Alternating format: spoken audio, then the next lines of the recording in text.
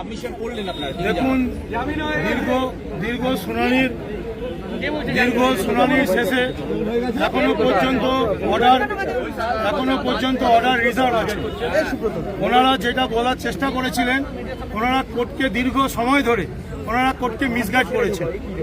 এখানে specific allegation ছিল যে ওনারা বাজার থেকে টাকা তুলেছে। এই স্পেসিফিক অ্যালিগেশন ছিল কমপ্লেনের মধ্যে। ওনারা কোর্টকে বোঝানোর চেষ্টা করেছিলেন টাকা তুলবো আর তুলেছেনের মধ্যে অনেক ডিফারেন্স।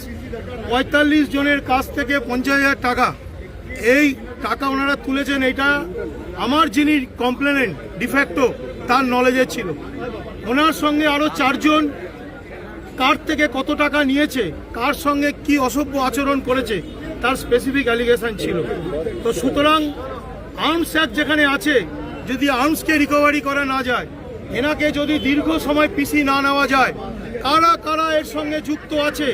স্বরূপ বিশ্বাস একটি অবশ্যই প্রভাবশালী ব্যক্তি, তার সঙ্গে আরও ৫-৪ জনের নাম আছে, কিন্তু তিনি মাথায় রাখতে হবে তিনি একজন প্রভাবশালী ব্যক্তির ভাই।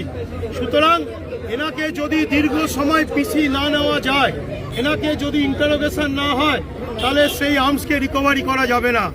এই টাকা নিয়ে উনি কি করেছেন, সেই টাকা কোথায় কোথায় গেছে, তাকে ইন্টারোগেশন করতে হবে। করার জন্য আমরা সরকারি উকিল এবং আমি ডিফ্যাক্টর উকিলের সঙ্গে আমার যারা ছিল, আমার সহকর্মীরা, প্রত্যেকেই আমরা বলেছি একে দীর্ঘ সময় কাস্টডি না নিলে একে ইন্টারোগেশন পিসি নিতে হবে, তবে এর মাথাকে পৌঁছতে পারবো। এই অবধি রয়েছে। অবশ্যই প্রভাবশালী ব্যক্তি, আমরা করতে বাইরে বেরোলে, কারণ এনারা বন্দুক নিয়ে বাড়িতে বারংবার গেছে, সেটা কমপ্লেনের মধ্যে আছে। জজ সাহেবকে বলা হয়েছে এই আর্মসকে রিকভারি করতে হবে, এই টাকা রিকভারি করতে হবে।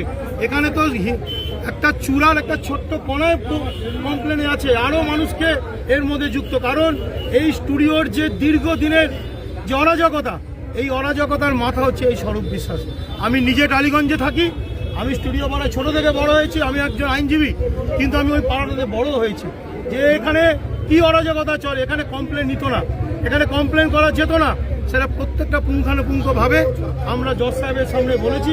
জজ সাহেব অর্ডার রিজার্ভ রেখেছে। আপাতত প্রচুর লোকের কাছ থেকে টাকা নিচ্ছে, প্রচুর মানুষের কাছ থেকে, কাউকে কাজ পাইয়ে দেবে, কাউকে এই করে দেবে, এবং সেগুলো নোংরা প্রস্তাব। এগুলোতে অ্যাডজাস্ট না করলে হবে না। কোনো মাতৃশক্তি মহিলা বোনেদেরকে এই করে না দিলে মেকআপ দেওয়া যাবে না। প্রত্যেক দিন সেগুলো ক্যামেরার সামনে বলতে পারছি না।